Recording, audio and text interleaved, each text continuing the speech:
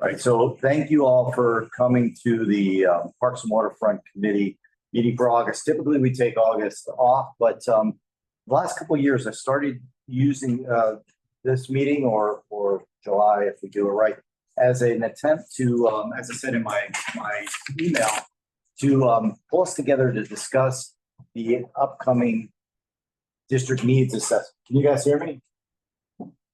Yeah. Let me put it so in business, companies have to do their budgets each year, and most people hate the budget process. I love the budget process. I used to love the budgeting process, not so much now that it's a lot of cost cutting, but you get the idea of, I like the budgeting process because it makes you stop and sort of raise your head up and say, what are we working on?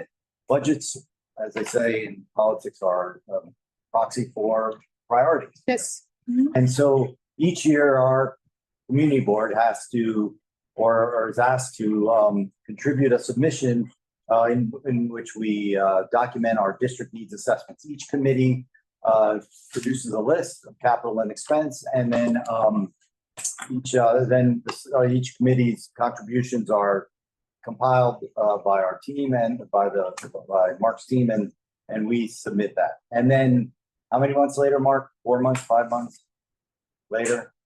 Generally speaking, right after the release of the preliminary budget, which is supposed to be January 17th, except this year it was February because it's a nickname. Right. And they come back with responses, which you can see here in the handout. So what we do is I like to talk as a committee about what we want to work on in this next year. And Mark, one other comment. Can you just remind everybody so I don't misquote it? What's the difference between a capital and an expense? So a capital issue is one that has a value of $50,000 or more and a useful life of more than 5 years. So if you want to separate it for parks purposes, building a new basketball court is a capital expense. Running a program on it to actually teach kids to play basketball would be an expense. Thank you, Mark. So last year we did this, and then it was Manhattan. At the time, our Parks Commissioner now, who was, I guess, just Manhattan Parks Commissioner back then, and she came to the meeting and she gave us some advice. She said, she had some ideas, and she asked us to make it a little bit more data driven, perhaps by looking at some of the systems that had been developed to talk about and document when parks were last updated and or improved. And so we did it last year, the list, and then we submitted that, and it also became something that we use to sort of schedule meetings throughout the year. It's a topic on here that we wanted to talk about, or we thought should be prioritized. I thought it's something we should have a committee meeting about. Is that a good enough setup? Yeah. Okay. So some years I was going back through. Some years we put up a list, and nothing gets. Very few get done. Some years a shocking number gets done. I guess it's based on just the timing of what is available in terms of resources, funds, work out, etc. So anyway, this year I wanted everybody, and we have some new members now. I wanted them to just be aware of what we talked about, and I wanted to just get people the chance. We're not finalizing our list today. We'll do that in September, October. But I wanted to just plant the seed, and if anybody has any ideas, including the Parks Department, and Ms. Flores has joined from her car, as she often does. Thanks for doing that. And so I thought I'd start with allow you to give some thoughts on the process and any ideas that the Parks Department would like us to consider that we put in, because we put it in as a chance to support initiatives that the Parks Department wants to get approval from the city for.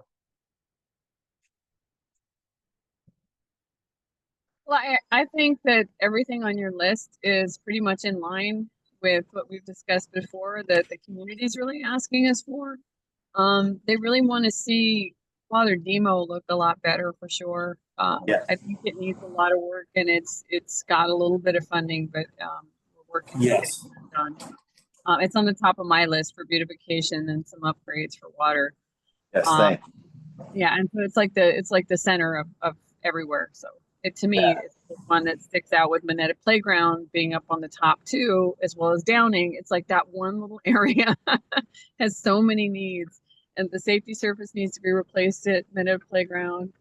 And it got some need to some irrigation there because it's got nice plantings. We're about to lose one big tree in the middle of that park though, which is very sad.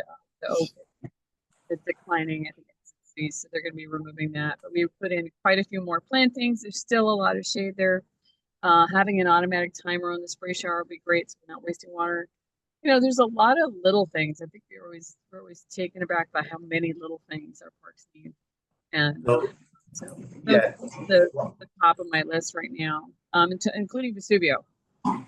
Yes, Vesuvio was pretty high last year, but let me just say on Father Demo, there was a bit of a consternation last year. We had our meeting like this, and then I know David Berger, who is the self-appointed,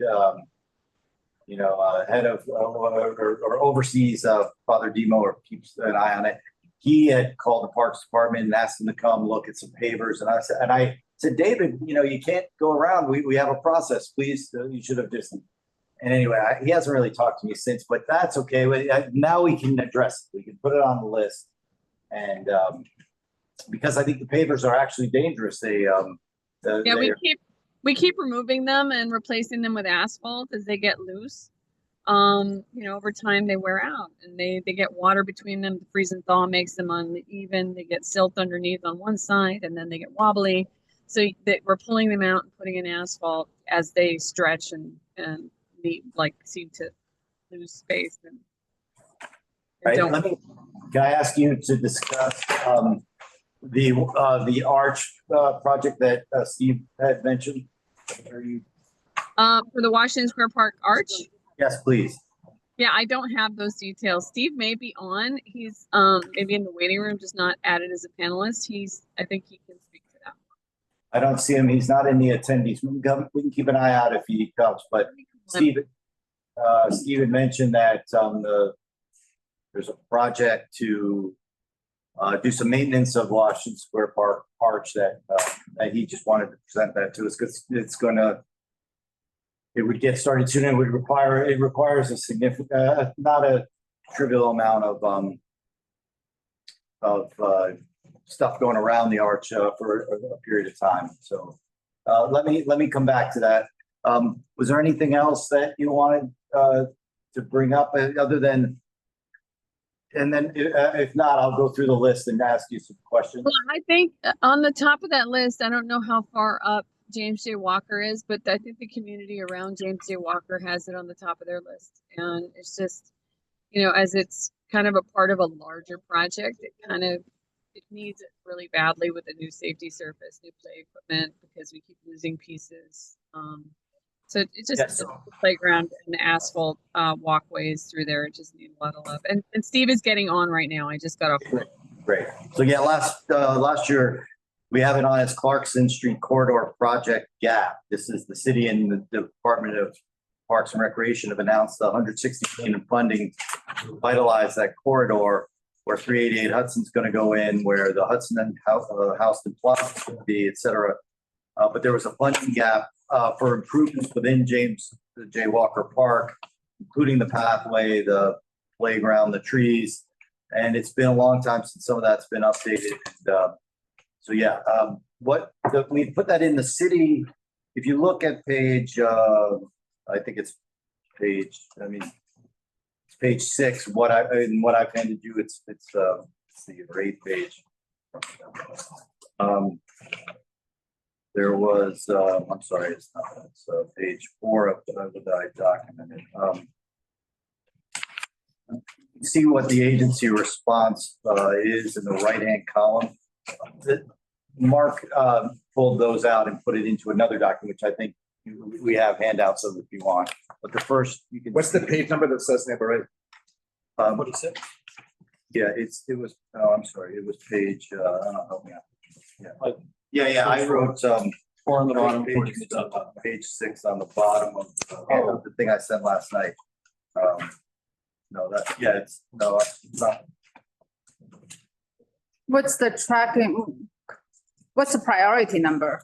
think it'd be easier to just look for Washington Square, I'm sorry, to look for, Okay. So the way it worked last year, which was the first year that they did this, was rather than have a single integrated list of priorities where one could be transportation and two could be parks and three could be housing or whatever, they did agency by agency. So you see, the things you see are in the order in which this board submitted parks priorities as, but there was no correspondence to compare that to transportation or housing or whatever else. Are these two the same? what I have. This is a culling of this, Oh, okay. so they are the same. So, yeah, that's, I explained. So we put in other requests for parks building. We said ongoing support for Clarkson Street corridor. They help with James J. Walker Park, but they wrote back, agency supports but cannot accommodate. Parks is hopeful that it will be able to secure the funding to accommodate this request. And so, that was where we heard of in February. Right? So I don't think there's been any, other than some emergency repairs on the pathway and maybe some other, but that's still open, and that's something I know Tricia has, requested and highlighted again recently. Can we go back to the first one, Teresa, the one about the new equipment for the water sources? Because that was the one we put in after discussing it with you. We thought this was one that might really help, not just make the parks better, but also help with some of the volunteer programs. It's really hard for people to support the parks if they don't have water in them to do watering and things like that. So if you can read along, but the agency says they want to support it, but it's very complicated request. Do you see that? Go on. So anything to add to that, Steve or? Yeah, it's kind of considered a multi-site contract for irrigation, which we don't have a concept of yet or a way to support in terms of enough plumbers. And it's everywhere I have an irrigation system, I'm having to actually try and find a way to repair it myself often. So irrigation systems allow for us to water without volunteers. I do have water sources at a lot of these sites. The only one I don't have is Mulry.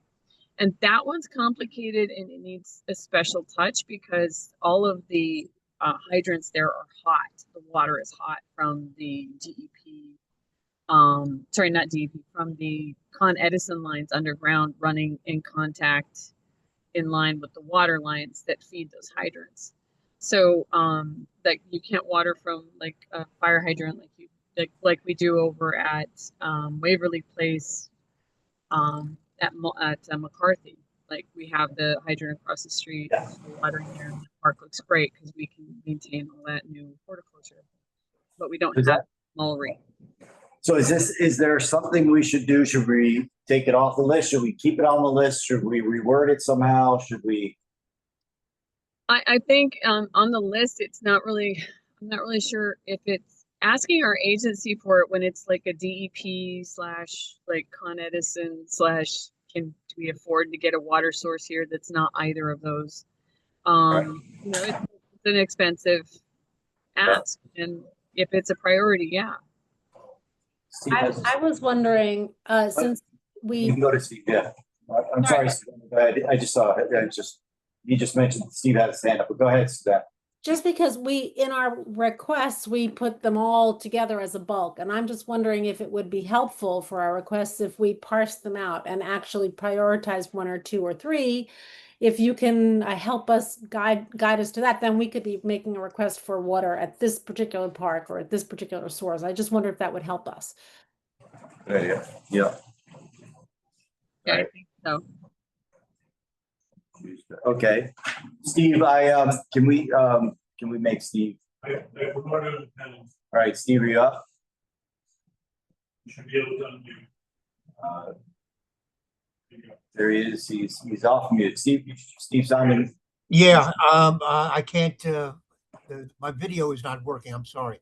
I think what I heard Suzanne suggest just now is that you break out maybe individual items from that package. And I think that is a good idea.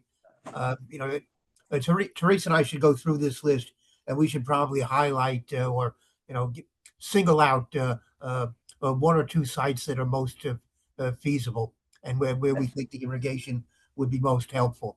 So this is really too much to handle all at once. So why don't we pull something out that maybe is more workable. Okay, thanks, Steve. Can I, You should know, by the way, that that when you're reading those responses from the Parks Department, those are things that I wrote. oh, really? I thought it was AI, Steve. Well, if it sounds intelligent, yes, it's from AI. Yeah, all right, it's a joke and Federica got it. Okay, Steve, you want to talk, I'd say, do you want to talk about the arch, the project for the arch? Oh, shoot. I meant to have somebody come and give you a presentation about it. But yeah, give me a moment to pull up that email. We have a major conservation project planned for the arch, and so you're going to see some equipment out there, and in September, I believe. Okay. But it's a regular type of conservation effort that we do on a regular basis. Maybe it's every 10 years or so. Hang on a second. Well, for those who don't know Steve, he's the chief of staff for Manhattan for the Department of Parks and Recreation. please don't remind people of that. I refer to him as chief of staff. Yes.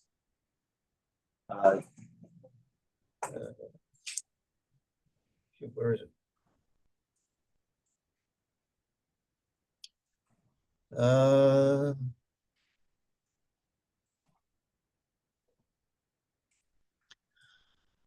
Yeah, so so actually the last time it had what they call a consolidation treatment was 20 years ago. We've contracted with a company to complete the application of the consolidant. It's essentially a coating that helps fill the stone pores, keeps the marble from sugaring. This treatment doesn't change the appearance of the arch, but we will have a presence around the arch with rental lifts for several weeks. And so we wanted to, starting at some point in September. So we wanted to inform you and make sure that the people in the community don't panic when they see this activity going on at the arch. So it's currently scheduled to begin on September the 14th. September 14th. Okay, yeah, we can spread the word. Obviously, Will so as well. Marcy. Between the 14th and the 18th, they're basically going to be setting up the equipment and doing some regular maintenance and removing the bird netting from the top of the arch. But the actual treatment is going to take place between September 21st and October the 4th. Okay. And they're going to have to create some kind of a buffer around the arch. All right. Well, we'll help spread the word. I'm sure Will Morrison will do the same. Spread it to the buildings nearby in the association, and obviously he'll speak to the conservancy. But yeah, I'll send you something that's okay, more descriptive of what's happening. Okay. All right, that was one. Steve, while we have you, do you guys have a position yet on these reports around the deal with Elizabeth Street Garden? I'm sorry. Do we have what? So there's some. I'm sorry, I didn't prep you for this. It just came out yesterday or overnight. That supposedly mayor's office has. Oh yeah, right. Yeah, I mean we have been working with. I forget the guy's name there, but we have. Madami is it? We have already, frankly, we've already been working on the assumption that the Elizabeth Street Garden is within our portfolio, and we already put up an official park sign there, and we've been talking to the guy there to try to bring it within our our current standards and to have it operate as most any other park would. It's in it hasn't been the smoothest thing possible, but we're doing our best to handle the situation. Okay. Is there anything we can do? Is there any, should we have a an event of some sort where it could be discussed with the community? What did Janine ask for, Mark? She wanted a hearing or something? Did you see? I'm not clear on what that was, sorry. All right. But I think it does have to wait until we get the announcement of what the Okay. plan is. And whether because there might be administrative hearings that come with that. Okay. Okay. Well, I don't think we need any action on your part. I mean, Okay. but we'll keep you posted. Okay. Thanks for that. Yeah, I think the story in Curbed and then the Times yesterday or last night was that the announcement will come tomorrow. And there's some sort of contractual agreement that you guys are looking at. So, all right, jumping around a bit, Steve. Anything else that I'll bring back another topic unless there's anything else you want to throw on the list or any other things you want to say before we go through some more details. Well, I just want you to know that with respect to the work that's going on at the Grand and Canal Court, Yes. as you know, the MTA is responsible for restoring that site, and now that they've finished their project below ground, we're anticipating that the work that is currently underway should be completed by the end of October. We're installing. It's not going to be an exact copy of what was there in the past. It still will be a basketball court, but we're adding some. We got them to add some amenities to it, including an RPZ that will allow us to actually provide some irrigation. There's going to be a stormwater detention tank underneath the basketball court, which is something that DEP now requires us to do. It will have a drinking fountain. It will have a bottle filler. And these are amenities which were not there in the past. So it'll be a somewhat improved site from what was there prior to the MTA project. We have the Merchants House Museum is currently now undergoing a project. Really finally got off the ground last week as we were able to install scaffolding along the west wall after reaching an agreement with the neighboring property owner. So the stoop itself has been removed. It's being restored off-site at a foundry, and I'm told that work is proceeding, and the stoop is looking very good. And Hudson Houston Plaza, the DP site, is now going to be rebid. Bids that came in previously were a bit high, and we made some adjustments, and we're now hoping that the new bids will be within the budget. I'm sure you all know, the Bleecker Playground project was recently completed. Yeah, I wanted to talk about that. That was one that we didn't really. We had a presentation on it, and it seemed like it was going fine. Anything we should know about that other than celebrating that it's done? No, I think the Friends group there, which of course is a very active group, was very happy with the outcome with the project. They were the ones who advocated for it in the first place, and so it's always gratifying to see that people in the community who fought for something and argued for something and then got it funded, and then when we were able to complete the project, they were actually very happy with the result. So I think overall that was a good experience. That was a good project. I Yeah, have a great. question about that. Can I ask it?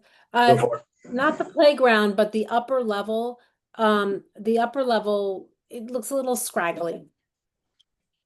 I just Oh, wondered if the Friends group addresses that as well, or if they only take care of the playground. Are you specifically talking about the sandbox?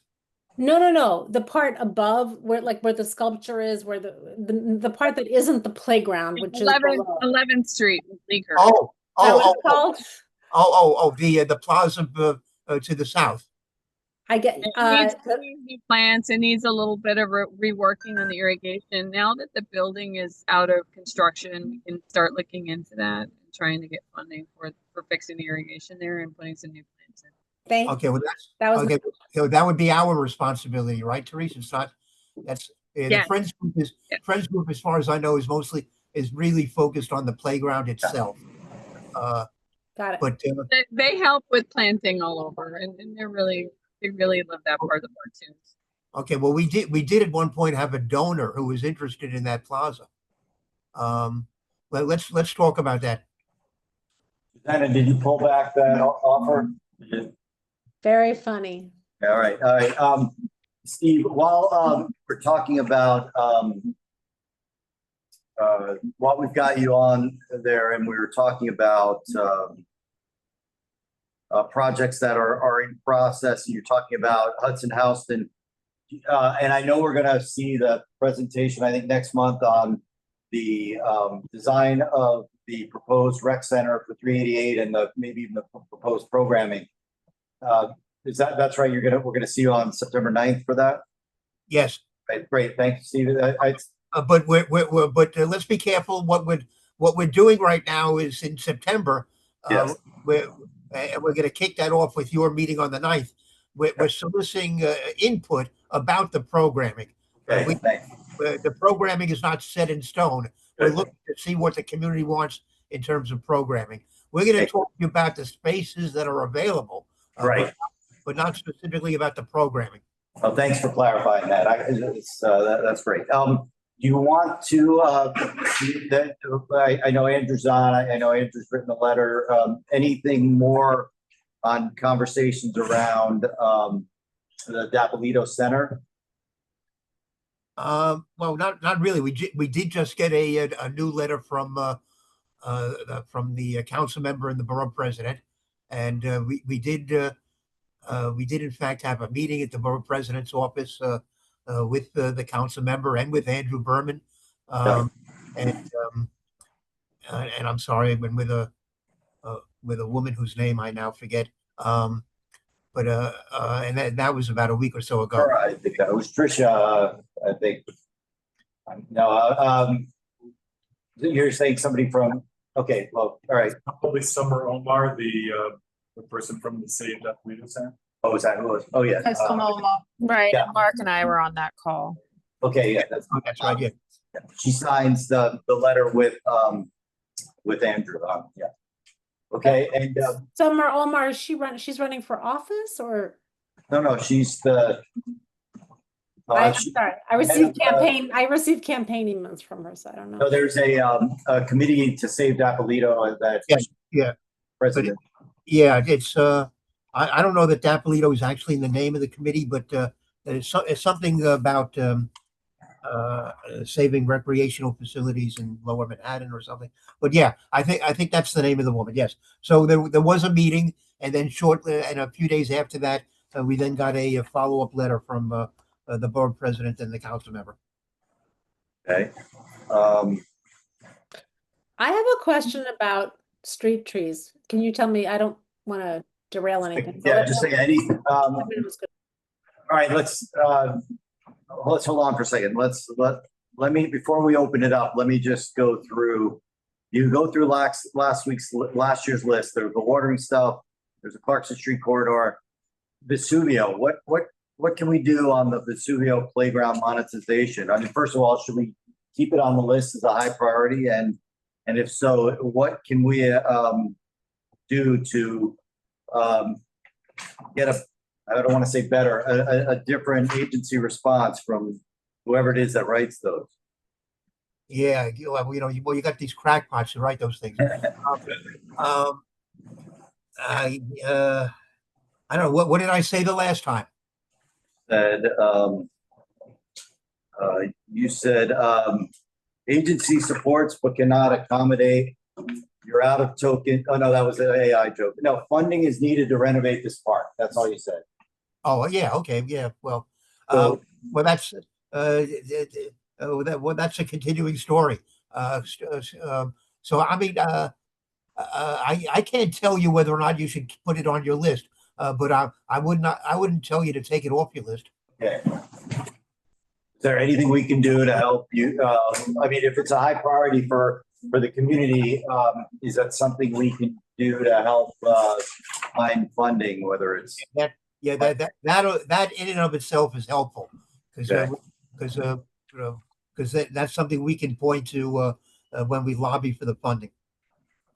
I just want to mention one thing about Vesuvio. It's a little complicated right now because the building next door has facade work that's been going on since last November. And they've had a setup that's blocking one of the entrances. And I had an email from the owner saying he's hoping to do it soon. And so we're talking through DOB to see what's going on and get that expedited because it's blocking our entrance. You know, they got to either modify the shed or tell us what's going on. So we're working on it.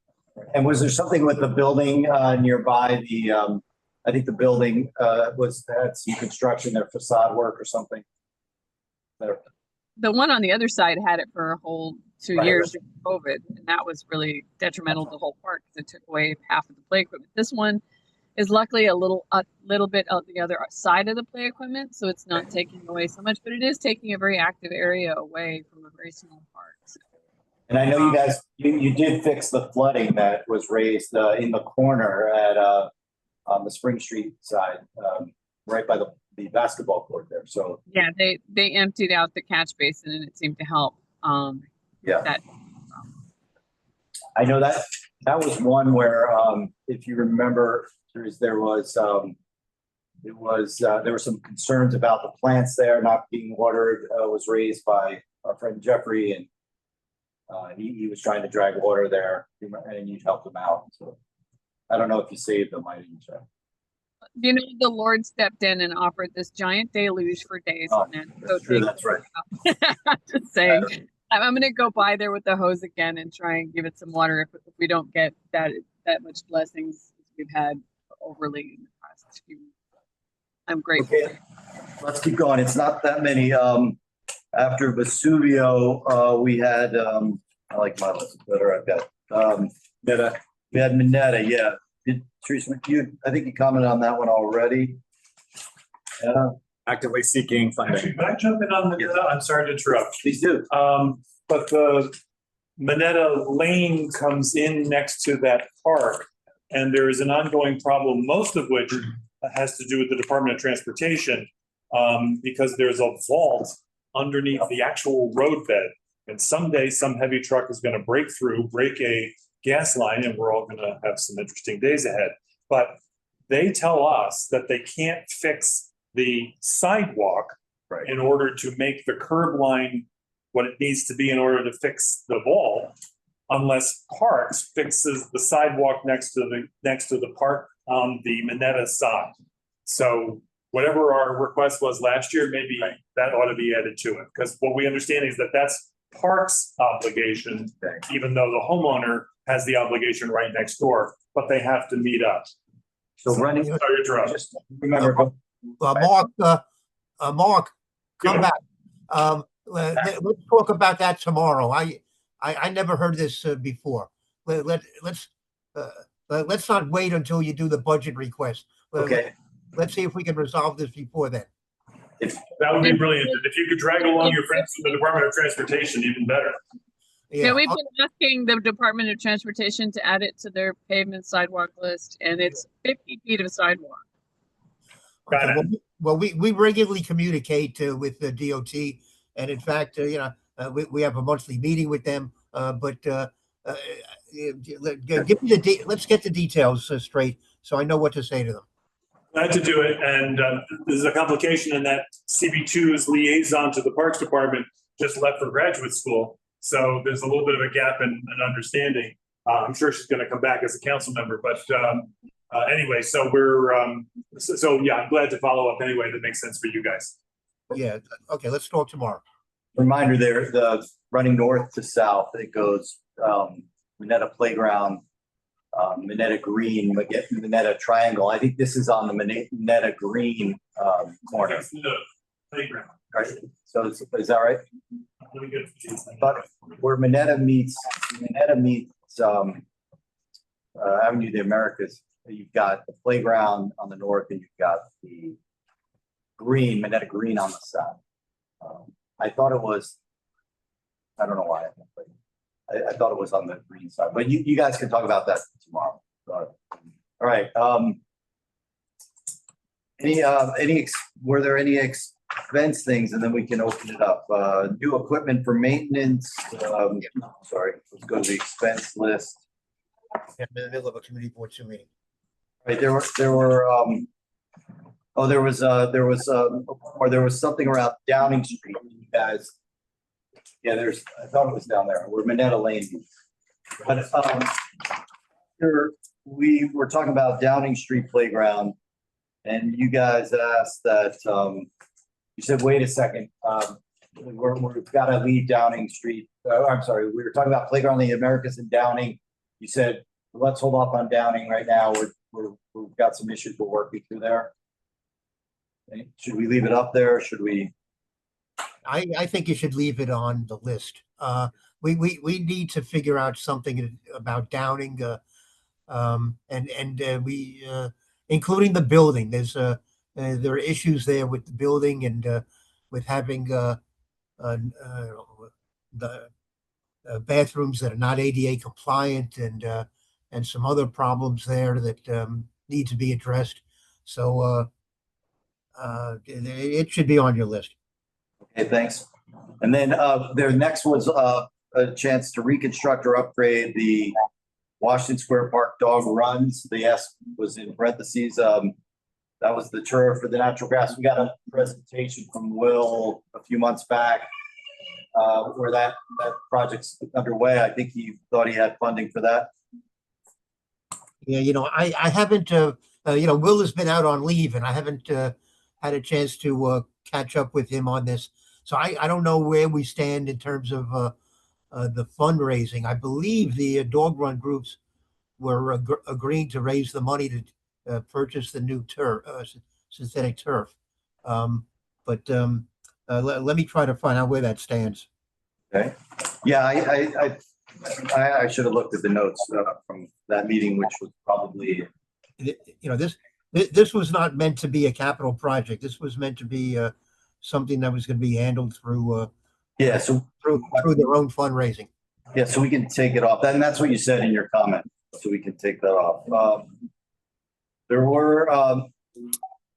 was a question on us where we got into expenses here around anything that could be done to help with some staffing shortages, particularly additional gardeners, maintenance staff, PEP officers. Is that something that you said in your comment that we wanted to wait for the fiscal year budget to be adopted? Is that something we should? Well, I tell you what happened with the adopted FY27 budget is was somewhat positive because a lot of our positions were being funded on a year-to-year basis. One shots that came through the city council. In the adopted budget, almost I believe all of that stuff ended up being baselined, which means that it got added into the permanent budget so that we wouldn't have to worry year to year as to whether or not those positions were to be funded. So, like on our maintenance staff, for 73 workers were baselined. On the 100 PEP officers were baselined. 50 park rangers, 15 green thumb staff, 32 of forestry officers, forestry workers. so basically we were held through that process. Our staffing lines were basically restored and held at their prior levels.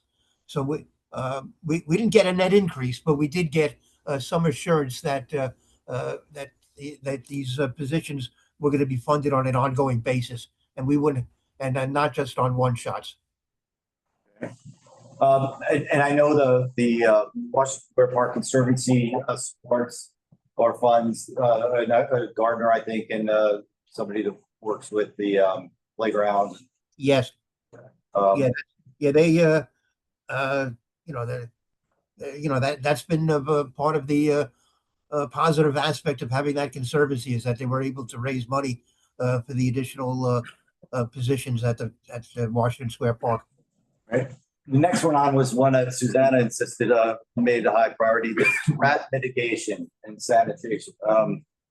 Expanded funds, funds to expand rat control and sanitation. Now, I read something recently that might have been written by rats, but it says rats are way down. Rat sightings are way down.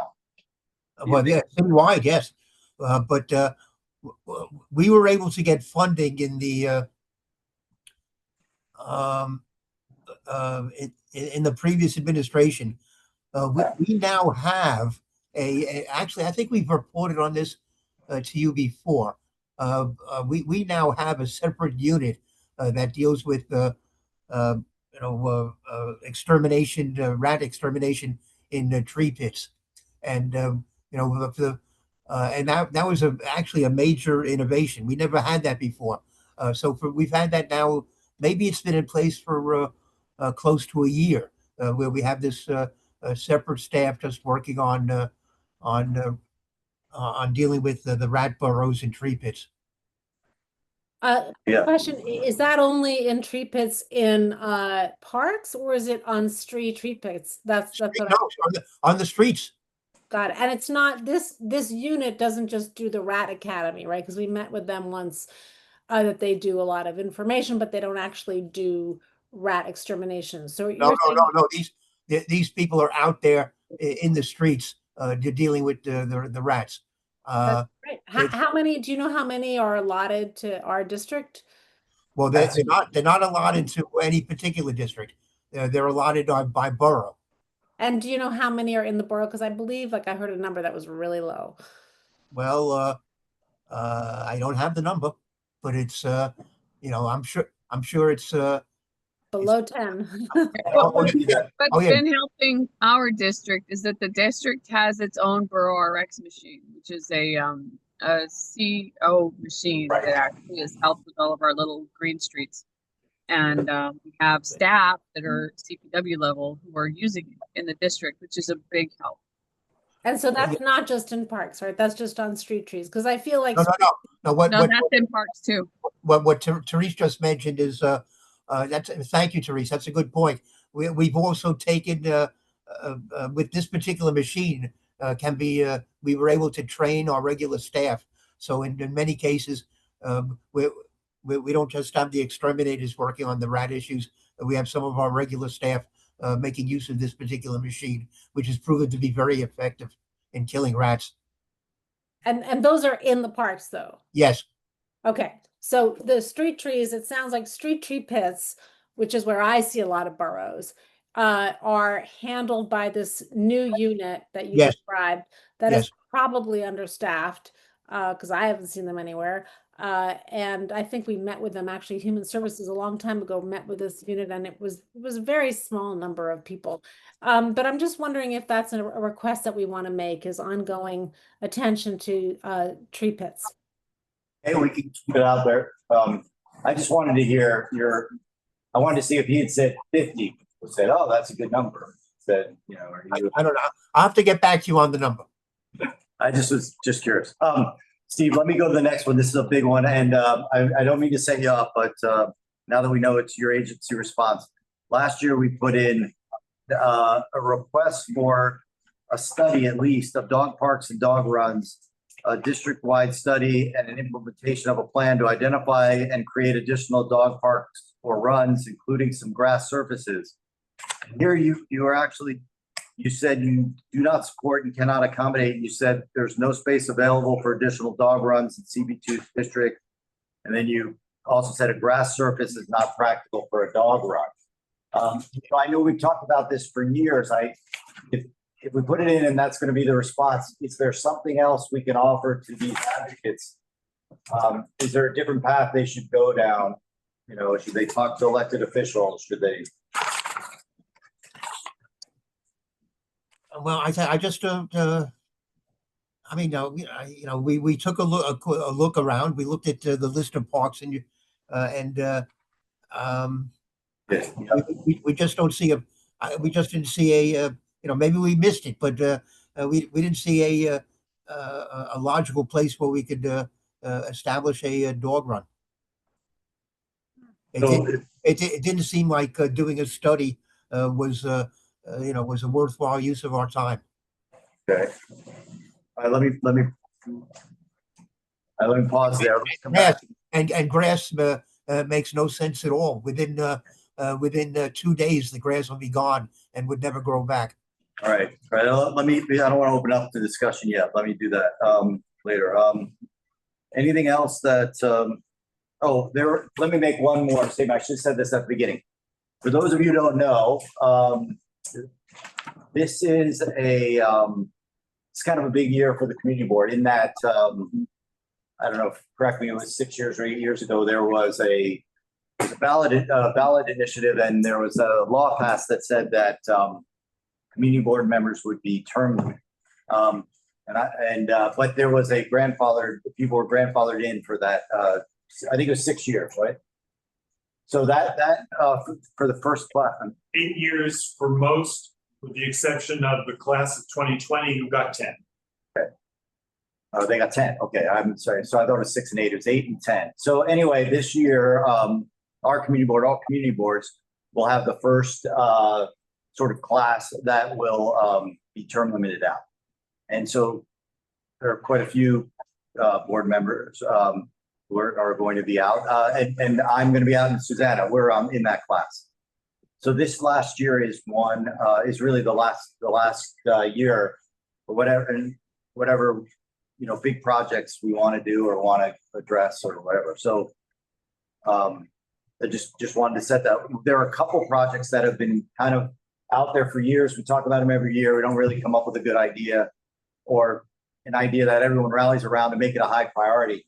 Two of those are the playground Avenue of the Americas it's at the corner of Houston and Avenue of the Americas, playground of the Americas, and the other again is the Time Landscape, which for those who don't know is below the gardens on LaGuardia where Houston meets LaGuardia.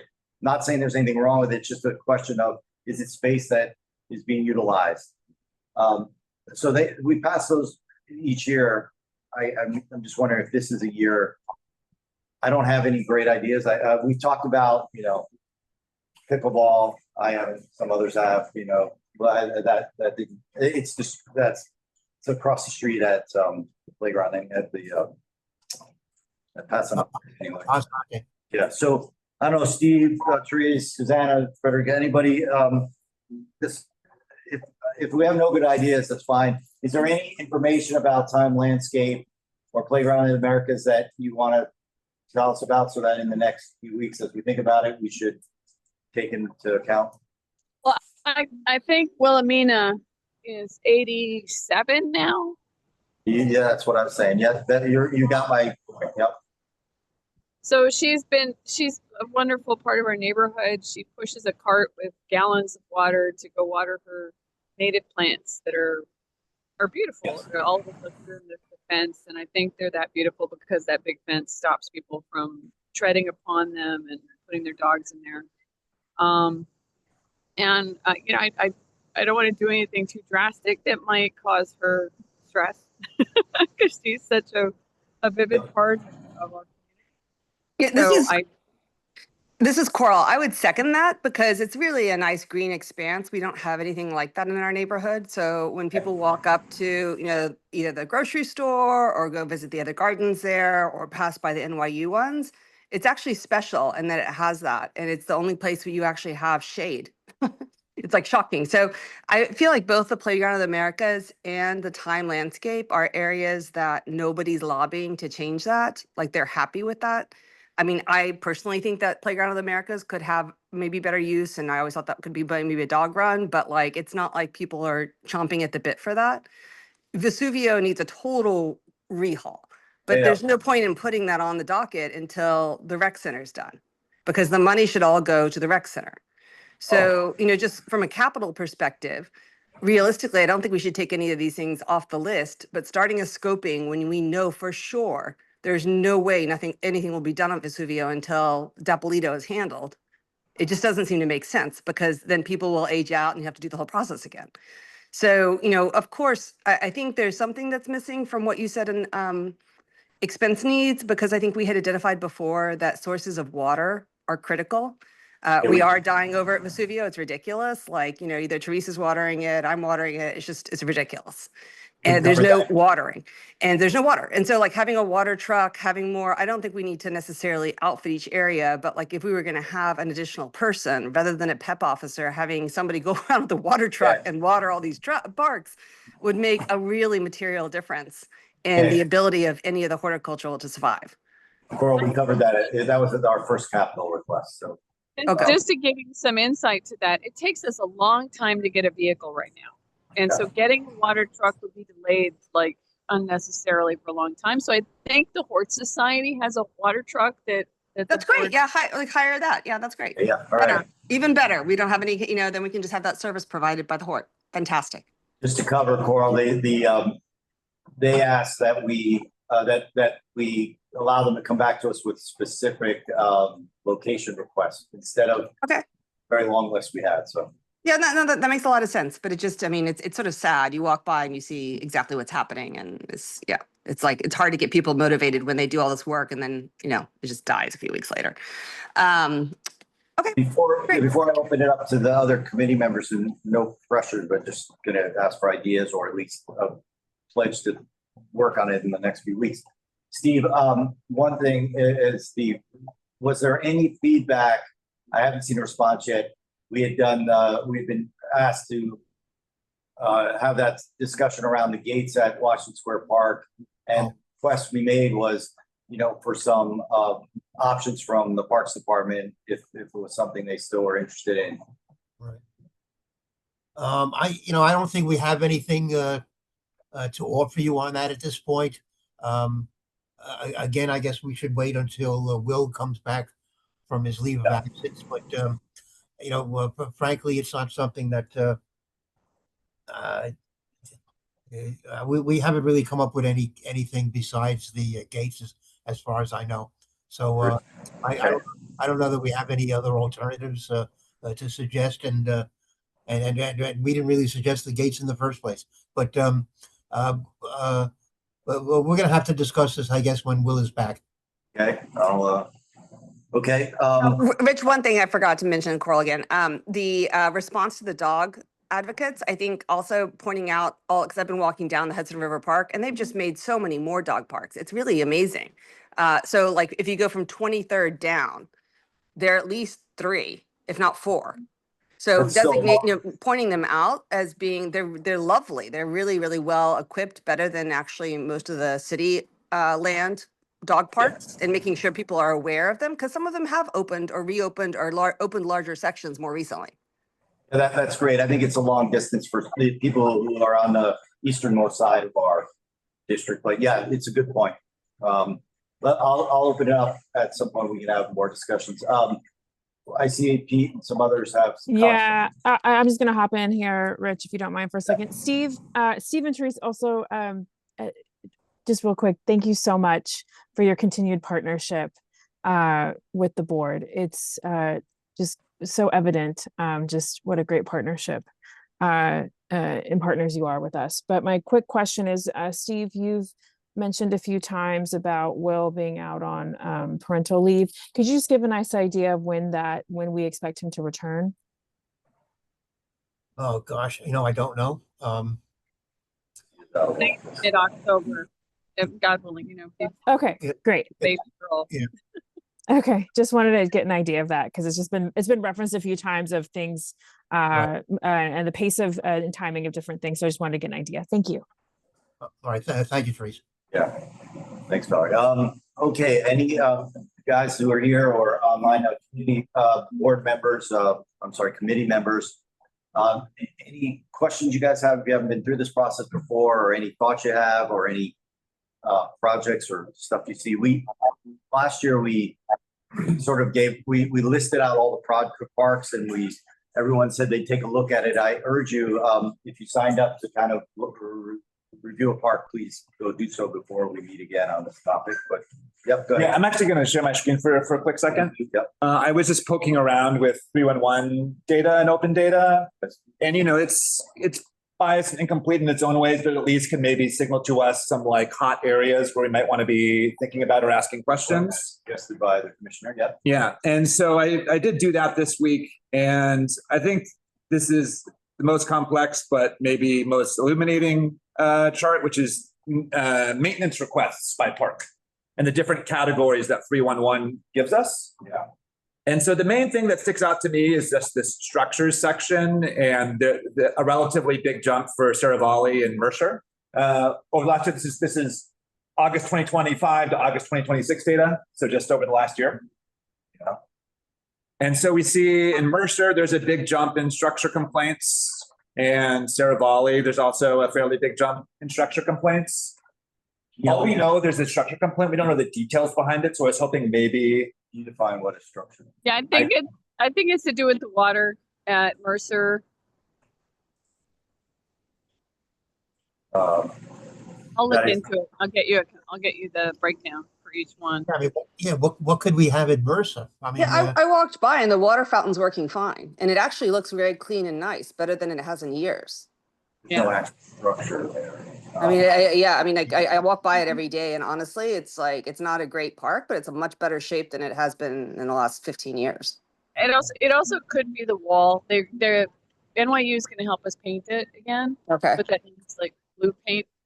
Yeah, it's peeling a little. That's true, but that's.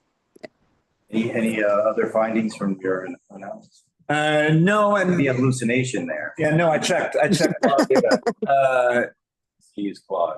Well, the wall is crumbling around that little lawn on the south end of the snake. So yeah, that probably might be it. I'll look at it. I'll send it to you. Definitely south end. Therese, what would the issues be at Saravalli? We had some play equipment that we had removed because of just safety concerns with the netting, and we fixed some of the play equipment, and we need to repaint it. So I have some paint that I'm going to be fixing it with soon. But generally, I think it just needs new equipment. Like a lot of our old bar equipment, like in Downing, it's the older version of what's fun. And don't we still have an issue at Saravalli with some of the safety surface, maybe? Yeah, some of that was addressed recently. So let me look at the dates on some of those complaints, and then when we repaired. Yeah, I mean, if these complaints go all the way back to 2025, I would hope that most of them were resolved. I mean, it's not that they would all be outstanding complaints. Most of them should be resolved. that's right. These were just the full raw count of complaints over the last year. So many of these could be fully resolved. This is just the aggregate count. Okay, all right. Thanks for doing this. It's good to see. I think some of them may have been projects like Walker Street. Yeah. Or like some of the stuff in Washington Square Park, or The only other one I was going to ask about was Father Fagan. When you see a big jump like this, that could be just like one committed person. this is for trash. Yeah, she's wonderful.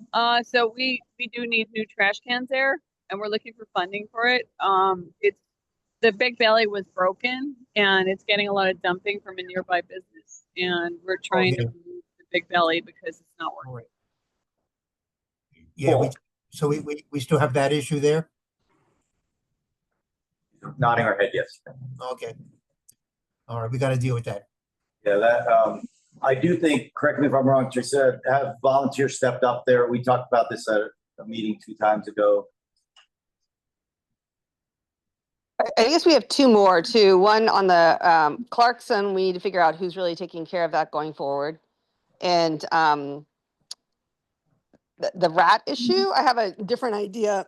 Perhaps we can ask our electeds to do some sort of public service announcement, because at least at Vesuvio, we have a problem of several people going by every day scattering tons and tons of breadcrumbs. So that's a problem. And they do it to, you know, socialize with the birds. So Does this happen at a particular time of the day? usually earlier. But it's, I mean, it's, you know, I don't really know how to address this. We've tried of encouraging not, and it's, you know, they're advanced in age and have been doing this for a long time. But I mean, no rat issue is going to be addressed if we have this happening every day, and it's a lot of breadcrumbs. But if you could tell me what time this is taking place. Yeah, I'll start documenting it more, but it's just, you know, you feel bad because it's one of those things where it's obviously making someone happy to do this. I know, but it's really a problem. But yeah, our PEP offices have got experience dealing with situations like this. So it's gotta be fun. I'm just gonna say it's not gonna work. And they don't start off with a punitive approach. They're not just writing summonses. They try to educate people. Okay. I feel like that is part of the issue is people are feeding. Yeah, absolutely. Yes. Yeah. And it's we have this problem in various places around the city. You know, I would imagine you have to. But we never see like a public service announcement. I mean, it should be obvious, but don't do this. You're feeding the rats. Right. Like, I mean, why couldn't that be something that's in the back of your taxi or whatever else? We have a specific sign that says "Don't feed the pigeons." I can try. Yeah, and also don't bring the dogs, and they're there every day too. You know, it's yeah. Let me well, Frederica, you have your hand up. I appreciate you following protocol. What would you like to add? Thank you so much. Thanks for the jokes. Steve, and thank you for continuing to be so honest and so helpful with us and making us better at our jobs. And Therese, it's amazing how you can answer every question. Eddie, I loved your data. Yeah. And I wonder if Steve and Therese don't wish that they could have access to that data. I unfortunately have access to that data. That's why I have it. Oh, okay, great. Okay, good. All right, good. Don't worry about that, Frederica, please. All right, good. So Rich, what I was thinking about is where's the proper forum for showing support for 1% for parks? Is it in the expenses? Somebody sent around a comparison of the 8 or 10 cities in the United States, and New York was just so pitiful looking. It would be nice to support that cause in the proper forum. I wonder what you think that would be. Thank you. I'd ask Parks representatives, what do you got? How do you feel about that? I'd rather you not ask me the question. Understood. Yeah, actually, you're right. As I was saying, I thought it was. No, I don't think it's up to them. I think it's up to us. New Yorkers for parks, that's their main issue. Yes. But the organization, that's what they campaign on every year. They go to City Hall, they do multiple campaigns for that. That is their single message item. Well, that doesn't mean it's something that we shouldn't do, right? No, I agree. But what I mean is I feel like amplifying their voice or getting involved with them is probably the most effective way of doing it because they've been doing it for years, exactly that issue. Let me. Well, then let's do that. But let's put it on a list somewhere and not forget about it. Thank you. Let's see what we can find out in the next few weeks before we have to submit the list about. I always get uncomfortable about requesting percentages of budgets because we never know what the trade-offs are. Like, yeah, we want 1% for parks, but that means less to schools. I don't know. I mean, that's kind of why we have elected officials. But let me see. Maybe we can get I think I saw the data you saw, and I think it did come from New York. All right, anything else? You guys have? Shirley, yes. Committee members, yes. Committee member Shirley, yes. Yeah, I just wanted to go back to Playground for the Americas. And one of our problems always was is they had residents all around. Yes, residents right there, yep. But is there a way for either the community board or parks to just have a small survey that might go to the surrounding area to get some sense of what people might want to have there? Which area? Playground for the Americas at 6th and Houston. She's saying whenever we talk about things, there are residents whose windows are right out. So, and I know there are schools that use it. I think Trish explained there are nursery school that bring kids there, and you know, but that's there. Otherwise, it's often empty. When we talked about other things, the question was, would it be disruptive to the people who live there? I thought there are lots of people playing pickleball there. Across the street. Oh, it's not the. Oh, okay. Look, There's no way they could play pickleball there. It's a tiny little thing with one structure and a field. But as Coral pointed out when we talked about this last time, there is a lot of noise just across the street from that and from other events. But I think Shirley's idea is a good one. Maybe we can figure out a way to ask and not say the residents. It would just be nice, I think, to have some feedback from the residents of what they thought might be valuable for them, but also what would be least disruptive to them. I think it's a good idea. Yeah, it's there. You have this little unused space. It's just I'm wondering if we could ask the schools committee to do something for schools in areas around parks to turn in sort of what they would see, because Little Red's right there. Yeah. And also there's a specialized school for children that have special needs a block away. So that would be two pretty big contingencies. That's a great idea, Coral. Thank you. I just feel like they would be that, because if we ask residents, they're just going to say nothing because they don't want any noise. I don't know. I mean, they may have a use for it as well. They may have a usage idea as well, right? I mean, my historical understanding is there's one person that objects to anything happening there, but it's a powerful person. I mean, what we normally do with any public spaces, we just host a scoping session and lots of people come. Well, unfortunately, they don't come though unless they have a vested interest in some way. Either you have to get the schools or something else for people to show up or participate. I'm just broadening. Any other, you have any thoughts? I was just curious. Committee members. Just from Representative Wilson's, Councilman Wilson's office. Okay. I have a hand up. Yeah. Okay. Go ahead, Suzanne. Well, I have two comments that may not be for budget requests, but they might be for our narrative. And that is to just, again, to articulate advocacy positions, one of which would be ongoing discussion and work toward the MOU with Jefferson Market Garden. And the other one that I thought would be helpful would be to say that we would love to see a scoping session for Tony Dapp and the Aquatic Center that we keep hearing about this year. Okay. I don't think those are money requests. I think those are process requests, but I think it might be helpful for us to state those positions in our narrative document. Did I miss a discussion about Jefferson Market? Because I feel like we revisited this for many, many years, and it's actually one of the best run like friend groups and maintained area. And I would, why would we do that? Favor, stop jumping in on these. Yeah, sorry. All right. Let's. No one has ever been questioned we're not questioning how it's run. The discussion that we've been having for many months on this committee is a question of its operation and codifying its operation. And we've heard from Trish that it is a slow-moving ship and that they're working on it. They're working on an MOU because no such MOU exists with the Jefferson Market Garden. And so I just think it might be useful to reiterate that position on our behalf. Okay, that's a good idea. I'm not sure. Are there any other committee members? No. Okay, yes, let me open it up. Can I just ask a question about the rat control and talking about the machine to control rat?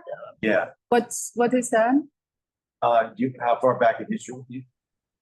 It's carbon monoxide. It is through a small little engine with the hose that gets put in the hole. And that's how we use the gas to put the rats to sleep in their holes. It used to be that all the stuff was stored in, Susanna, you're an expert on this. It was stored in a location in Brooklyn or Queens. And now it's more mobile. Okay. It used to be a big delivery process and and now there's a more mobile killing device. Okay.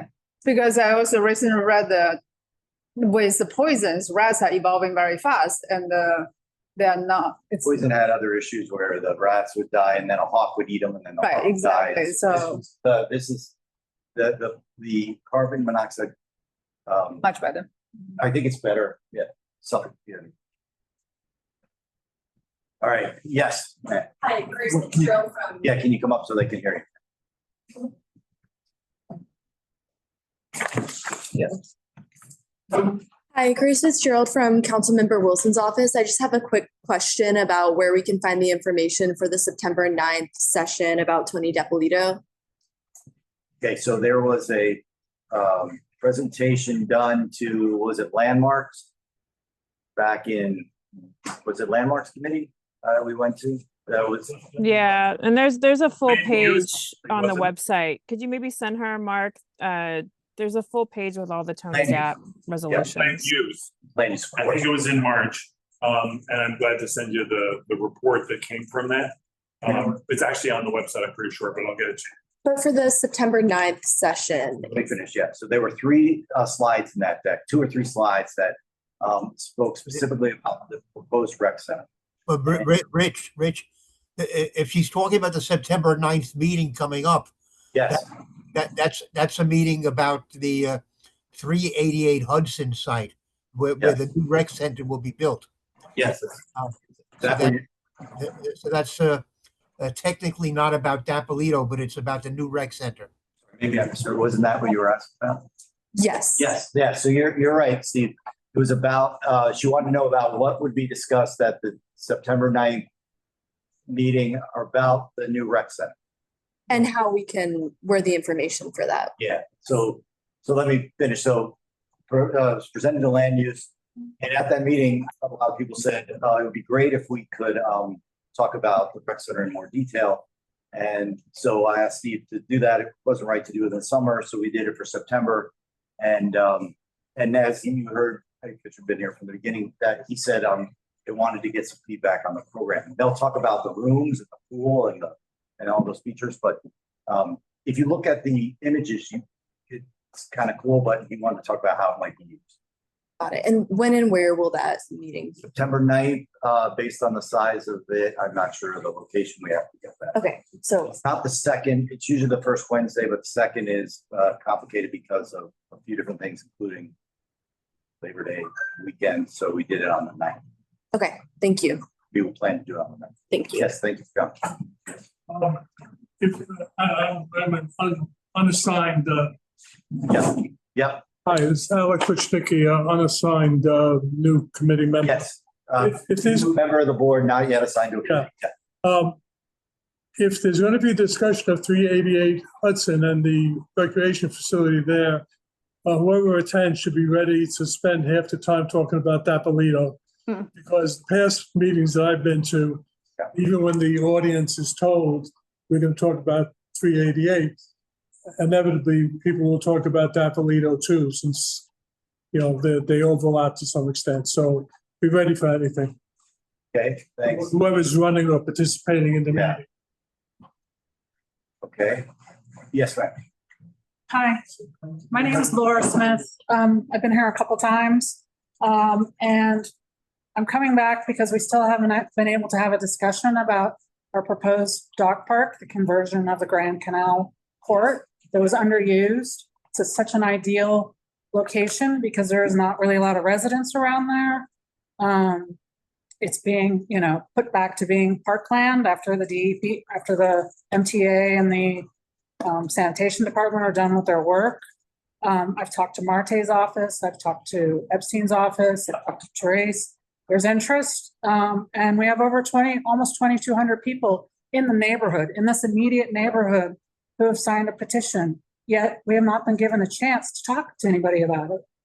Marte's office feels that it would be great for you guys to have an opinion on it. I think it's a true unmet need that is just not being addressed. And I know, you talked about the Bleecker Street playground and how there was a group of people that came together. Yeah. That's what we're trying to do, but we're not getting any traction with conversation with yourselves or with, Marte's office wants to be a part of a conversation, but they want everybody to be in that conversation. And I think that it's, needs have changed in the neighborhood. And there's a dog park in CB2 at Leroy Street in the river and Washington Square. Those are the only dog parks. Unless you want to pay $1,200 a year to go to the Soho Grand or to another private dog park. Those are the only opportunities in this neighborhood in CB2. And I think that there are enough people that have dogs that have that need, that it needs to be taken seriously. It's not a waste of time to do a study or to have a conversation. And there are plenty of basketball courts. There are plenty of playgrounds. Just even within a few block radius of that court, there are plenty of places. Yet there are no dog parks, and there are a ton of dogs in the neighborhood. So I would love for, I've been talking with representatives of CB2 for over a year. I came in March, I came in April, I came in May, and it just, I have seemed to get. What have you been told about that location? I was told that the budget had been approved to bring it back to what it was. And we had a conversation. I've had conversations with several departments, and we're not asking for, grass. We're not asking for turf. We could take it as is, take some of the expense that might go into being a basketball court and put in a second gate. That's all you really need. We're not asking for much more than that. We just need a place for our dogs. Do you want to change the plan? I don't think you have to change the plan. You just have to put a second gate in, as you would in any dog park. You don't want it to be returned. You want to change, the plan was that it would be returned as it was. And set aside the fact. So you take out the basketball hoops and you put in a second gate instead. You keep everything that they were putting back in, the water, the fencing, the benches, everything that was there before. And you make it into something that's very, very needed in this neighborhood and in this district. And so the way you suggest that we do a hearing and you bring some dog advocates who would come and speak. I mean, I'm certainly happy to re-forward the presentation that I gave to everybody in March. And if there's questions or they want to have a discussion, we're more than happy to do that. So the problem is we keep hearing no, all right? And also, by the way, it's kind of a weird year to do it. It happens to be the biggest basketball year in the history of the city. Kind of bad timing to say that. How about the dogs? I mean, yeah, there's a lot of basketball, but there's a lot of basketball courts. A lot of basketball interest too. So if we had a public hearing, I would imagine there'd be some dog people, dog fans, of which I'm one, and there would be people who say they like playing basketball. And by the way, it used to be utilized as a basketball court, and I'm told it was heavily utilized as a basketball court. I've lived in the neighborhood for almost 30 years. I can tell you it's not really been used properly. Not sure. There are some, well, I mean, people using it as a basketball court. People hang out in there. Okay. There's always there, it wasn't utilized to the extent that it could. We have a meeting. Yeah. There are people that come, they say, we want it to be a dog facility. And there's others that say, I want it to be a basketball court. And it's being returned as a basketball court. What would be your suggestion? What would you want us to write a resolution that said, stop the project of returning it as a basketball court and make it into a dog park? Consider doing that, yes. Consider doing that. And then go to the departments that have agreed to build this. And you're telling me Marte is, interested in. His office has expressed interest, and they have thought that it's a genuine idea. What does that mean? Exactly what it is. They wanted to have a discussion with you guys. They wanted it to be something that was a discussion between the Parks Department, yourselves, and them. Right. And all the people who have all the divisions and departments that have facilities underneath it. You didn't think about that, Marte's office? I don't know. I mean, dog parks are not just standalone things. dogs urinate, dogs do stuff. There's facilities underneath that. We've had discussions about this. And Marte's just saying, yeah, let's have a discussion about it again. And should we bring in parks? Should we bring in all the other departments that are involved in that space? Okay. I mean, we've talked to parks as well, and they were open to thinking about it and discussing it internally and then getting back to us. I got them right here. Steve, Yeah. still on? I'm here. Yeah, what do you think, Steve? Is this worth holding a conversation with the community? Well, I mean, I think if, frankly, I think if there was an intention to change the use of the space, I wish we had that discussion some time ago, because the agreement that we had with the MTA when they in exchange for having them use the site was that they would be obligated to restore it to what it was back before it was before they came onto the site. So there was never any. I don't remember anybody ever saying anything about changing the use of the site back then, and we now have been involved in a long-term. I wouldn't call it a negotiation, but well, it began as a negotiation. But we've been working with them hand in hand to accomplish the restoration of the site. I don't know that we can even go to them at this late stage and say, forget about the basketball court. We now want something else. We had an update. We had a presentation from all of the committees or the departments on the status of the project to return. Yeah. So I mean, it's really late in the game to be talking about changing the use of the site. I mean, and as I mentioned earlier, the work is underway and it's due to be completed by the end of October. October. Okay. So what do you think? Would you happy to have a meeting? Happy to have. I'd love it if our council member came to that meeting. I'd like to hear what he has to say. And he's known about this. You go in and you talk to him. He knows these projects are going on. He's like, boy, I really wish the community board would say something. He could have said something. He could have said, I'll call parks. He didn't do it. Right? He could have said, I'll call all the departments that are involved in it. He didn't do it. So now, we can let's have the meeting. Let's make sure we bring him. I'd like to hear his feedback, and let's give us some time so we can see whatever basketball advocates are out there. That's all we're asking for. I mean, since over a year, it's all we've been asking for is to have a discussion about it. And I don't think it's right to not allow that discussion when you have 2,100 people in the neighborhood that have signed a petition. Not an allow question. It's a process question. I mean, you hear the reason I raised it, the reason we put it on last year. If you heard the answer is no. I'm embarrassed to say I can't get this done. We can't get this done. Let's find a different way. My suggestion is we go right to the elected official, right? Same thing with Washington Square Park. Elected officials, including the new elected officials, they don't want to take a position. But now we're sort of in a bad spot. So let's call them to the meeting. Okay. Let's ask them to take a position. Okay. Because I can't get it done yet. I mean, whether it's, we put it on every year. I just see that, it's at one point I got a response that they thought that the board thought that I was asking for off leash. And that wasn't it. Then I thought it was. That's a confusion. Now it says that, because of grass. We don't need grass. There are different threads being complicated there. Okay. Sorry for that. It's just, there are a lot of requests. And again, been on this board a long time, running out of time. I'm sorry, there are certain things we just haven't been able to accomplish.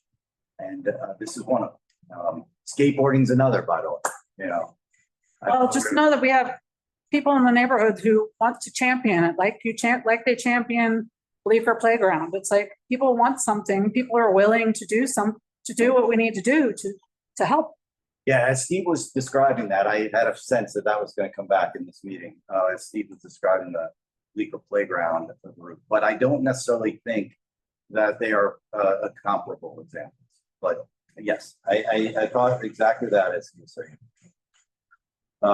what is the Soho Grand Dog Park is nice on Grand between West. It costs $1,200 a year, $500 initiation fee.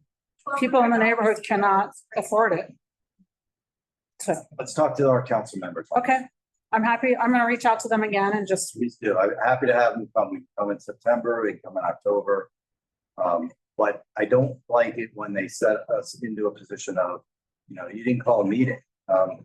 That's not, we didn't try and do this. So, I'm the one that's saying we didn't have a discussion. they could have championed themselves. Yes, but They like to use the community board as an excuse, right? They don't need our permission. There are a lot of things they do without our permission. Same with our new councilman. So, they like, same with the gates, right? Nobody wants to take a position on the meeting community board. They like to hear. They could do it too. So let's get Marte. I will do my best to be the go-between. And Happy to speak to him myself. okay, All right, anybody else have, again, let's go through it. We will. Oh, okay, yeah, who else is up there? Pete's up there, I see. Thanks for waiting. He was way up there earlier. Yeah, thank you very much. Pete Davies, and thank you, Teresa, for all your work at Rapkin Gale. Yes. For anybody who doesn't know, she's out there planting away and doing all sorts of good things. So Steve, I just wanted you to know that. And about what I want to talk about is I guess it's the RFP for Hudson Houston Plaza. Yes. Is that what's going out now? So the pavers that were installed at Rapkin Gale are have the perfect dimension between them that grabs and holds cigarette butts. The entire plaza all the cracks are filled with cigarette butts. So in the design for Hudson Houston, they really should look at that and address that grout line, or whatever you want to call it. I brought it up for you, Pete. We Pavers. had a design meeting and I brought that detail up. I'm having to blow it out with the hose like every week. It's gross. Right. Yeah. Because it just, we're not going to stop people from smoking in these plazas. Yeah, I was gonna say that's the other thing, yeah. But another thing that I'd like people to be aware of is recently DEP has been doing work on the water tunnel down below. So it's a good opportunity for the community to view these plazas as they are when they are being used by DEP, and they are no longer an open plaza. They are a working plaza with vehicles and equipment, and it explains why these plazas are designed the way they are. Yes. And also DEP will never allow a dog park within their perimeter. And I hate to say it, but I don't think DEP would okay a dog park atop their new MTA situation so that was my point. We need to be aware that there are limitations that come with what we fought for 25 years. Yeah. Was to get these plazas, but that's the way it is. So anyway, thank you very much for the time. No, I thank you, Pete. I was trying to suggest that. But our council members know that as well. And yet Can I just mention, first of all, it has always been understood that these DEP water tunnel shaft sites were to remain within DEP's jurisdiction because they needed access to the infrastructure below. We always understood that they were going to have access on a regular basis, that they needed to maintain that infrastructure. And that's why these sites are DEP property. They are not parkland. We refer to them as plazas or as open space. They are not parks. It has always been understood that they were going to be active DEP sites, and that's one reason why they all have like extra wide gates in order to accommodate the DEP trucks. But there is no analogy between those sites and the Grand Canal Court. That is, we did include the detention tank requested by DEP, but this is not a DEP site. This is a Parks Department site. It is not comparable. Fair. That's good clarification. I don't know if you know, Steve, there's a team that's fighting for a space by up on 59th on the east side, the Gustavino, where Gustavino's is. Yeah. They've gotten a lot of traction on Instagram, and they show an empty space that needs to have access for water or something. And then they show the parks in our community that have been converted, and they say, look what a great success those were. Next to Merchant House Museum, the one on Rapkin Gale Plaza. And so then they say, why can't we have this on the Upper East Side? All right, well, that's a different story. Okay, I get it served a lot in my feed. That's a DOT property right next to the Queensboro Bridge. That's right, yeah. And it's I mean, you know, DOT has its own reasons why it doesn't believe that it should become parkland. No, it's just funny. It gets in my feed, and they always celebrate the work that was accomplished in our district in those DEP sites. Well, anyway, you don't know what you have until somebody else notices it. I'm gonna write in his comments next time I see it and talk about the cigarette butts, and say at least don't have those. No, it's actually a tribute to the work that was done. They're very complimentary. I'll forward you one. All right, thank you. Yeah. All right. Any other ideas? Again. Can I Yes. my hand is up? Yes, I'm sorry, Frederica's hand's up and Andrew's hand. Yeah, sorry. And Susanna. So I could understand that parks wouldn't want to get into the gates thing, but I just want to point out that our reso had a few specific asks in it. And I feel that we would be abrogating our responsibility not to ask for some timely follow-up. I agree. Another thing, I am entirely in agreement with the new member who, I'm sorry, I don't remember your name, about the September 9th meeting getting sidetracked by the Dapolito contingent. It's really supposed to be about 388, and we have had so many resos about that we want to be sure that we can really focus. So I know Andrew's at our meeting, and I know Andrew rallies the troops for this type of meeting. So Andrew, I hope that you can respect the topic and just allow us to focus on that topic. Thank you. Yeah, let him speak. Susanna, do you want to say something before I turn it over to Andrew? Yeah, I had actually just two points about the narrative that we produce. Yeah.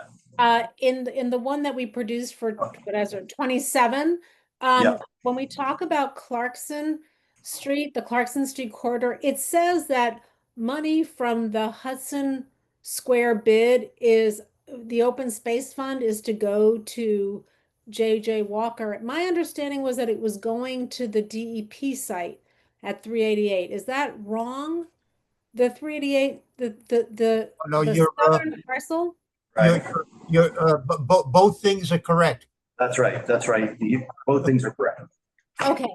And one other comment about the narrative, just because this is our opportunity to say it. We talk about the limitations of public space in our district, and it is true that Hudson River Park is not a city park. However, it does serve our community, and I think that it bears mention. It's worthy of some sort of mention, even with a caveat.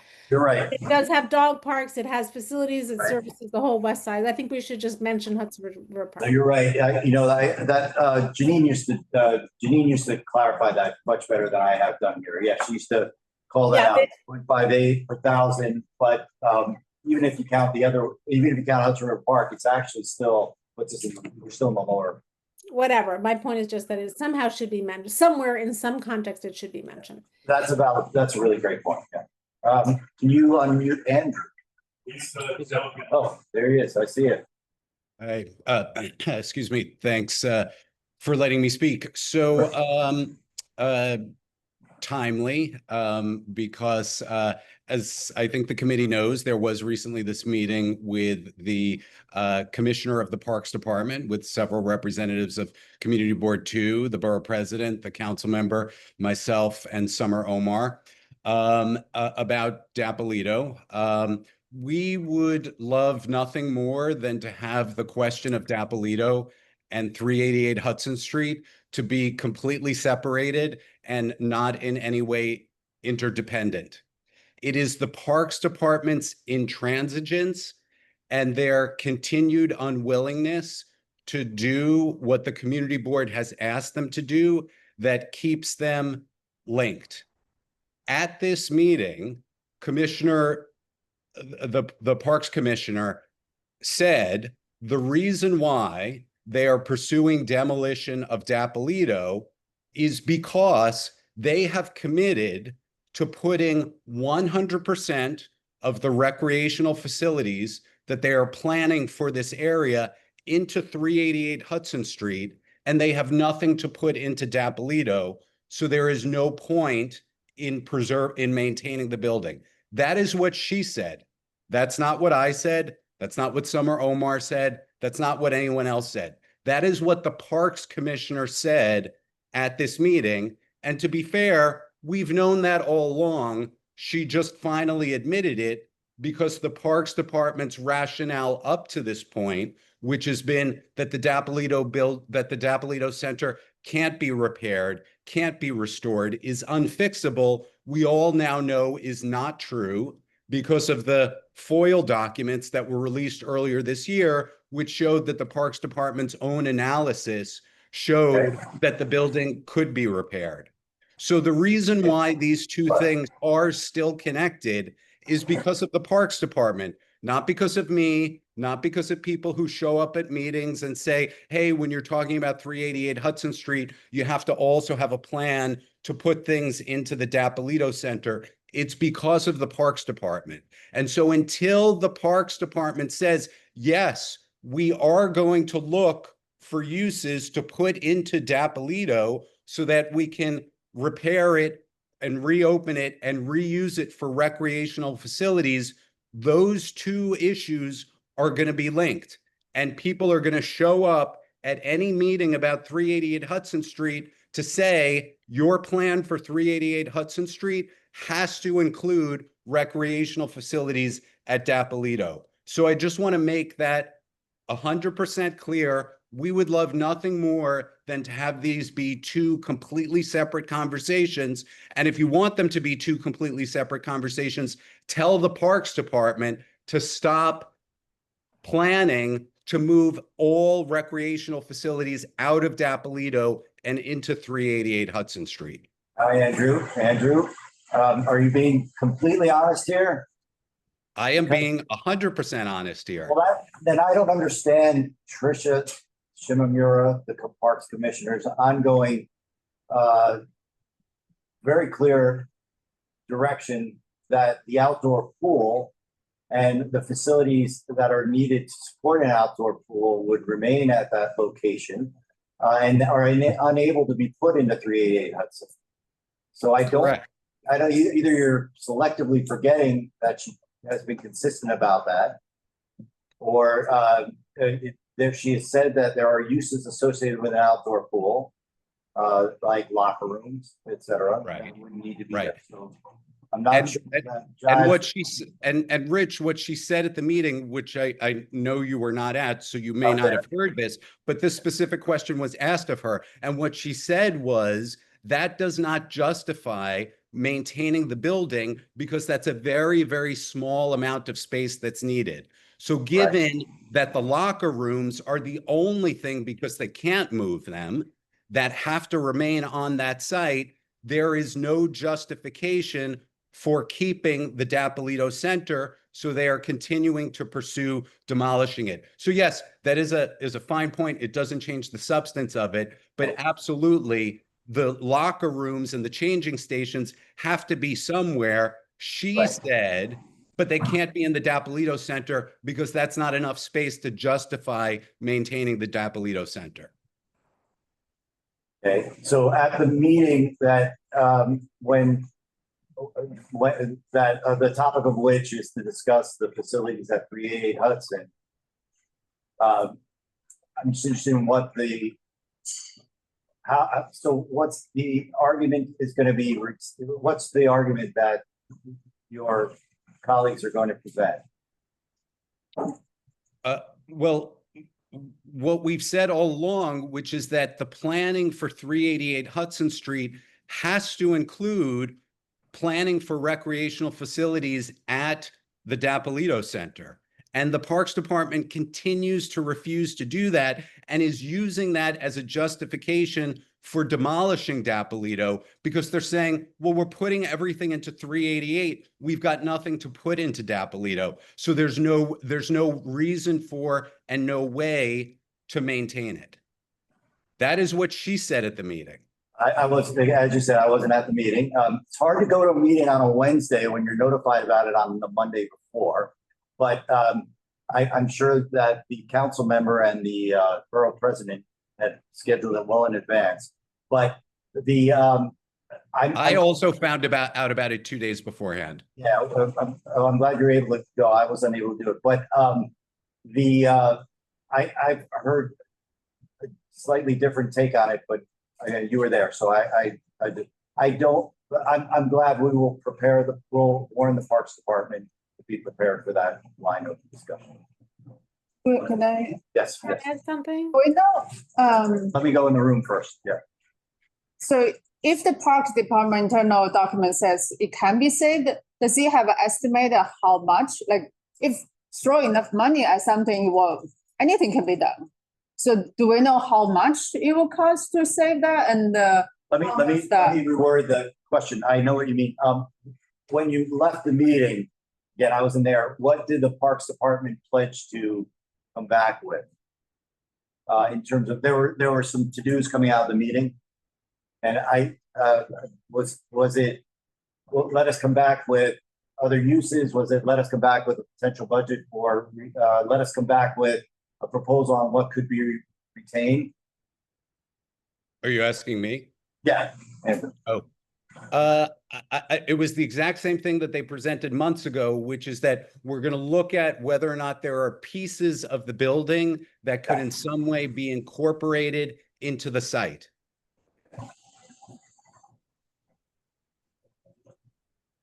Yeah, so I don't think it's, the budget is, I think there's two steps.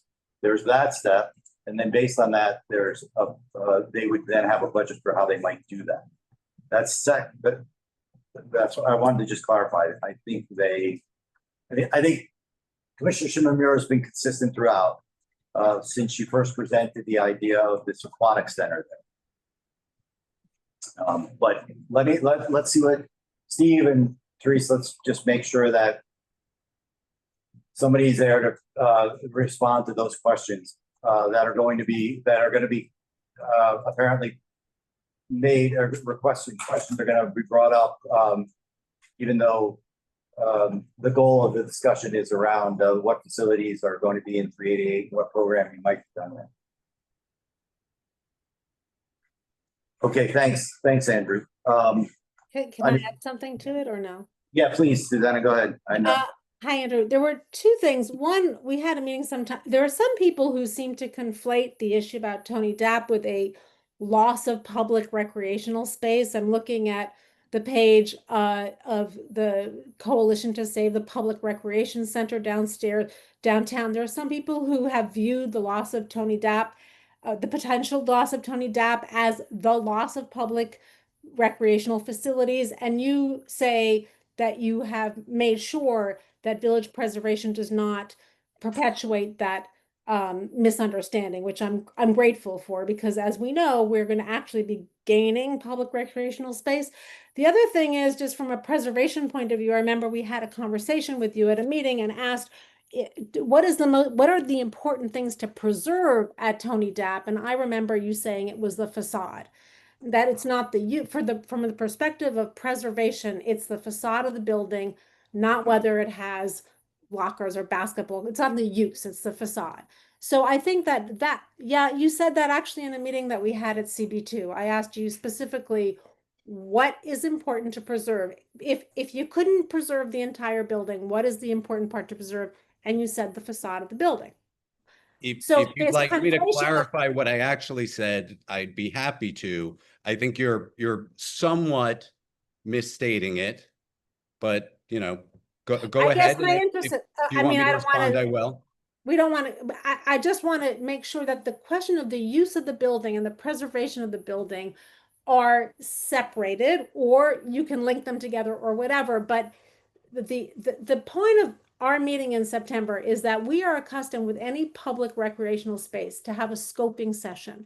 Our committee gets to, our community gets to weigh in on what are the plans for this public open space.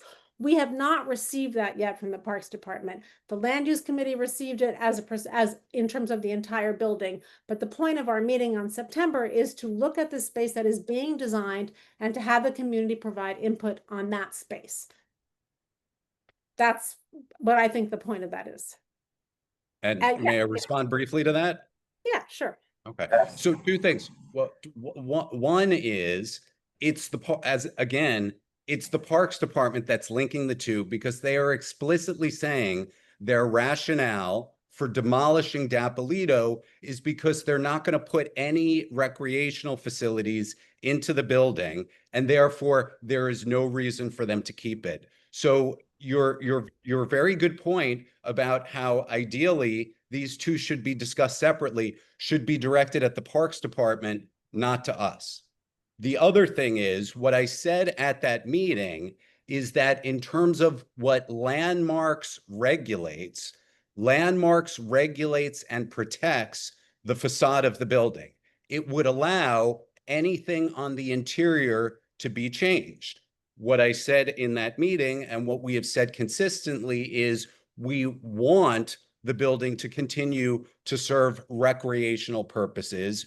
We would like things about the interior of the building that are historically significant to be preserved where they can be, but we understand no matter what, there's going to have to be changes to the interior of the building. Those are the things that I said in terms of how we view this and what our priorities are. Andrew, you have a letter I think you published today that we can direct people to. I think you expressed those points in that letter as well. So I would like to pick up on Andrew's point whilst we have Steve here and say, Steve, on September 9th, we do not want you to talk about Dappolito. We do not want you to conflate the uses at Dappolito with the uses at 388. We only want to talk about 388. And we hope that won't be a problem for you. Oh. Okay?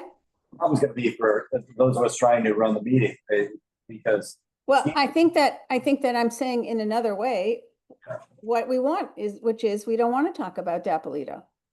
I feel that Andrew is conflating them because he likes to bring them both up.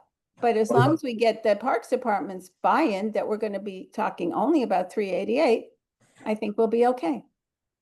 But we'll still get comments, and we want participants to be able to respond, and we can't control what they say. So we have 27 days to figure out how to handle it. Well, okay, but we have an agenda and we stick to the agenda. You let the community comment, so. All right, well, thanks. Look, guys, I didn't mean to hold everyone as long tonight. It was, again, I appreciate you coming in. It's actually a relatively nice night out. It's not so horribly hot and humid as other days. So I appreciate you guys coming. As I said, this was just to set up the conversations. I urge you to, I'll send around some notes. You have last year's stuff. We'll get some clarification from the parks about specific things like which parks would be best access for reliable, or best address for reliable water access. We'll get some other of these points clarified. And but please take the next few weeks when you walk by a park, or when you walk by something that might be a park, let's be prepared to discuss it when we do our formal list for submission to the community board. When is that? October. We have every committee does. The full board will have to vote on the lists Actually, exec will vote on it in October, and then full board will vote on it in October. So since your meeting is before both of those meetings, you could finalize your list in October. That's right. That's the plan. Yeah. Okay. I just worry that September is going to be taken up by this meeting and another couple topics. But Really it is, and I'll get to work tomorrow morning on finding a venue for that meeting. Thank you. All right. And could I just add one more Yes, thought? please. Yeah. And that is that in addition to the narrative that you're obviously working on. Yes. And the budget priorities that you're working on and have a plan for. I want to remind everybody that there is another element of the district needs statement, which is that the board votes on the top 3 needs of the whole district. And last year we actually kind of doubled up because we made Gansevoort Plaza affordable housing one of them, and then the 388 building another of them, and then there was one about schools, I believe. But to the data point, there is a survey that we've been putting in our e-blast every week. It has now a whopping 23 responses, and we're hoping to double that by Labor Day.